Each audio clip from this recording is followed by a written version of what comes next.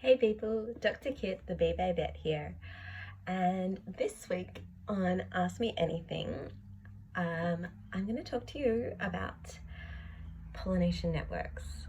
So I was chatting with the Curtin Media team about a recent publication of mine called Spatial and Temporal Scale of Analysis Altered Conclusions about the Effects of Urbanisation on Plant-pollinator Networks. And I published this with Professor Jeff Ollerton, who is like the world's leading expert in pollination. So I'm very honoured to have published a paper with him. Anyway, so they were like, what are pollination networks? We need to start off with knowing what these are.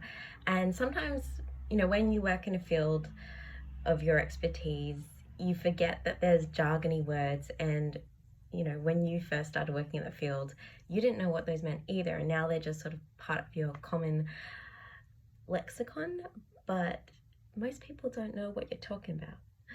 So what are pollination networks?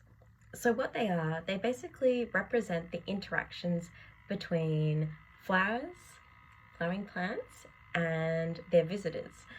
And I analysed just the bee visitors, but you can analyse all visitors. I've got another paper coming out soon where I analysed all visitors, so stay tuned. But I analysed the different bee taxa, and taxa means the different bee groups in terms of their, trying to not use jargony words,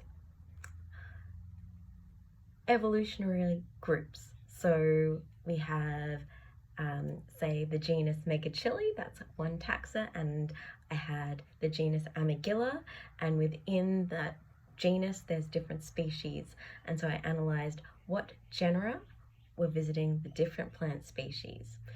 And you can represent these insect visitor plant interactions in a network approach. So you have nodes, which are the plants or the bees. The plants are at the bottom, the bees are at the top, and they're connected by their interactions, and you represent this graphically. And so check out my paper for those graphical representations, and it can show you how connected all the species are, whether there's particular modules, how nested the network is, and you do the statistical analyses. So nestedness means when, say, you've got a plant and it's very specialized, it can only be pollinated by one group of bees, but that group of bees, they don't just pollinate that plant, they will go and visit many other plants, and vice versa. If you've got a specialized bee and it will only visit one plant genus, that plant genus tends to be visited by many other bee groups. And this is a very stable evolution strategy, because if it was just a one-on-one mutual relationship, if the bee went extinct, the plant would also go extinct. So the more nested a pollination network is, the more robust it is to extinction. And you can analyze other properties like the overall generalism or specialization of all the interacting partners in the network, how robust it is to extinction. So if you removed one point, would there be cascading extinction throughout the network, or would it be fairly stable?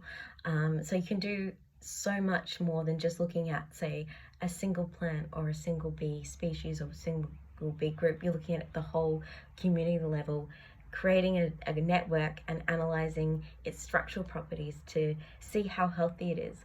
And what I did was I looked at these pollination networks between residential gardens and bushland remnants, and the bushland remnants were healthier. And I also looked at the impact of honeybees on pollination networks, and I found that honeybees could actually destabilise these pollination networks. So that was in 2 other papers that I published with Jeff. So if you want to read those, check them out. But this particular paper, what we did was we were like, in ecology, scale matters. In life, scale matters. They say size doesn't matter, but it does. Not necessarily, big isn't always better, but size does impact many things, like how much energy you expend, or how you can sit in an aeroplane seat without having your legs too cramped. Anyway, scale, that is spatial and temporal scale.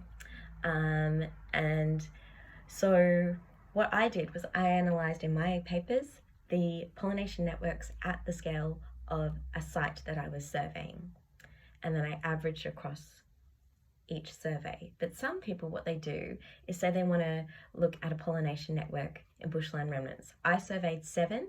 What they would do is, rather than average them, they would lump them all together, and rather than averaging each survey over different months, they would create a single pollination network across months. But I don't believe this is a very good practice, because some bees and some plants are only blooming in one particular month or one particular site. So if you lump them together at a coarser spatial or temporal scale, then you're creating what are called forbidden links. Like, the bees and the plants would never have a chance to interact, but when you do this, it's as if they would. So what I did was, with my data, I did this lumping together, and I wanted to see if it would alter my conclusions about bushland remnants versus residential gardens and honeybees. And it did. It altered the values, except for a couple of properties. Generalism wasn't too affected, but many of the other properties were. And what's also very important is the impact of honeybees on the pollination networks at the coarser spatial and temporal scales. When I found that there were impacts at the site scale, these tended to disappear when you lump them together. So if I had analysed at coarser spatial and temporal scales, I would have found that, honeybees aren't impacting the pollination networks, when in the local scale, the scale that interactions actually happen in space and time, I did find that honeybees did have an impact. So you can check out those 2 other papers about pollination networks, impacts of honeybees on them, and difference in residential gardens and bushland remnants, but also check out this paper about how the scale of analysis of your plant pollination networks influences the conclusions. So people, I hope you learnt a lot about what plant pollination networks were and what you can do with them. They're really cool because, as I said, you can look at things from a whole ecosystem perspective and the interactions between different species. And you can look at bipartite, these what they call bipartite networks, not just with bees and plants, but like fungi and plants, or plants and their seed dispersers. So they're a really cool ecological way of analysing things if done properly.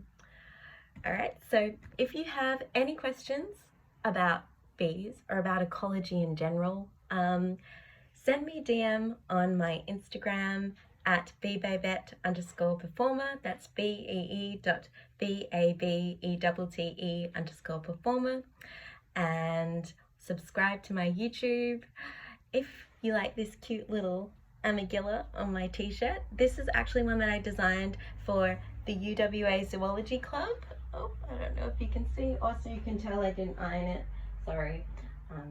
Yes, I'm not good at the adulting life skills, but yeah, UWA Zoology Club. They might have a few left. If they don't, this design is also on my Bee Babette Redbubble store, so you can get it there. Till next time, people.